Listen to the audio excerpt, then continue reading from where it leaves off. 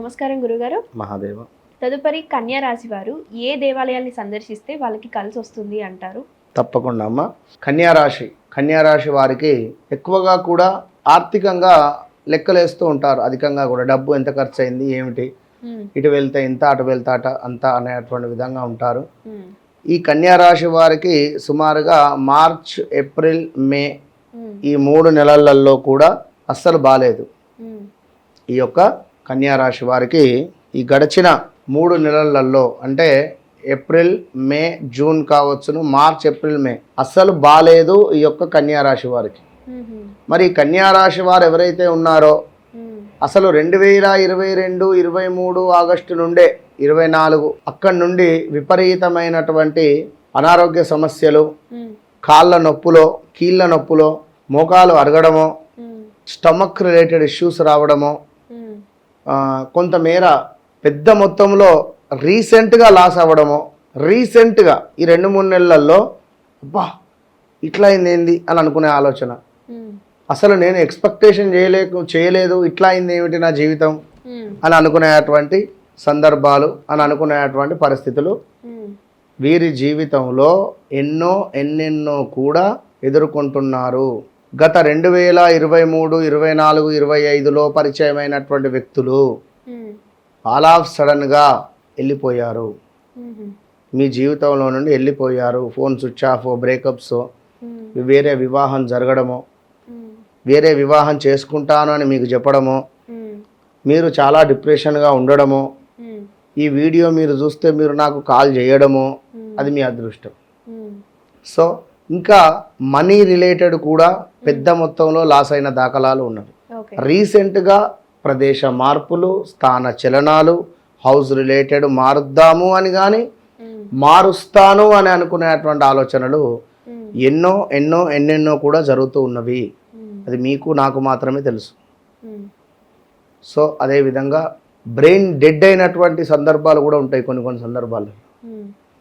అసలు ఏం జరుగుతుంది, నా జీవితం ఎటుపోతుంది, నేనేమనుకున్నాను, అసలు ఏమయ్యింది, అసలు ఎంత డబ్బులు వస్తున్నాయి, ఎంత ఖర్చు అవుతున్నాయి, డబ్బులు ఎంత వేగంగా వస్తున్నాయి అంత వేగంగా ఖర్చు అయిపోతున్నాయి. సో ఈ సందర్భాలలో వీరి వ్యక్తిగత జాతక రీత్యా తప్పకుండా చెక్ చేయించుకోవాల్సిన బాధ్యత వారిది. సో ఎవరైతే కన్యారాశి వారు ఉన్నారో ఆల్ ఆఫ్ సడన్గా వ్యాపారం కూడా లాస్ వస్తూ ఉన్నది. అది ఎందుకు లాస్ వస్తున్నదో కూడా మీకు అర్థం అవ్వటం లేదు. చెడు కన్ను పడిపోయింది, నరదృష్టి పడిపోయింది. అది ఎట్లా నరదృష్టి పడిపోయింది ఏమిటి అనేది నేను మీకు చెప్పాల్సిన విషయం, అది మీరు గమనించుకోండి. మనకు సుమారుగా కూడా పండరీపూర్ పాండురంగ స్వామి దేవస్థానము, పండరీపూర్ రుక్మిణి అమ్మవారు, అదేవిధంగా పాండురంగ స్వామి ఇక్కడ ఎంతో విశేషం కలిగినటువంటిది. ఈ క్షేత్రాన్ని నేను మొన్న అధిక మాసంలో వెళ్ళాను. ఇప్పుడే ఈ అధిక మాసంలో ఎంతమంది ఉన్నారంటే తిరుపతి కంటే ఎక్కువ ఉన్నారు అక్కడ. నేను షాక్ అయిపోయాను, ఇంత జనాలు ఏమిట్రా బాబు ఇక్కడ అనుకున్నా. అసలు పాద స్పర్శ దర్శనము, అసలు ముట్టుకోగానే ఒళ్ళు మొత్తం చెలించిగా పోయింది స్వామివారిని ముట్టుకోగానే, అంత అద్భుతంగా జరిగింది. సో తప్పకుండా ఈ యొక్క కన్యారాశి వారు ఆ దేవాలయాన్ని దర్శించక ముందు, దర్శించిన తర్వాత వారి జీవితంలో మార్పు మాత్రం ఖచ్చితంగా ఉంటుంది. అదేవిధంగా పిఠాపురంలో కలిగినటువంటి దత్తాత్రేయ స్వామి క్షేత్రం, ఇది కూడా మీ జీవితంలో ఒక మైలురాయి.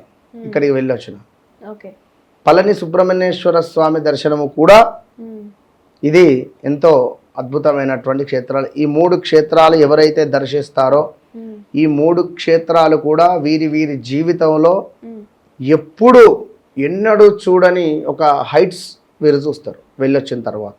సో ఖచ్చితంగా కన్యారాశి వారు నన్ను కలవక ముందు, నన్ను కలిసిన తర్వాత అనేటువంటి సబ్జెక్టు నేను ఊరికే చెప్పట్లేదు. అంత ఈజీ మాట కూడా కాదు. ఈ మాట చెప్పడం అంటే అంత ఈజీయా? ఇప్పుడు మీ గురించి నేను చెప్తా అంటే అంత ఈజీయా? సో నేను చెప్తా అని చెప్తున్నా, దట్ ఈజ్ మై సబ్జెక్ట్. అమ్మవారి సాధన, దైవ బలం. మీరు వన్స్ నాతో మాట్లాడక ముందు, మాట్లాడిన తర్వాత అనేది మీ జీవితంలో ఖచ్చితంగా మార్పు మాత్రం ఉంటుందనడంలో ఎలాంటి అతిశయోక్తి లేదు. కనుక ఇట్టి దేవాలయాలను సందర్శించండి, అచ్చటకు వెళ్ళండి, కూర్చోండి, ధ్యానం చేయండి, ఒక 8 గంటలు కూర్చోండి. మీ జీవితం కోసం మీరు వెళ్ళకుంటే ఎట్లా? అవును. కనుక తప్పకుండా వెళ్ళండి, కూర్చోండి, మంచి మంచి అద్భుతమైనటువంటి ఫలితాలను పొందే ప్రయత్నం చేయండి. అంతే. ఓకే గురుగారు.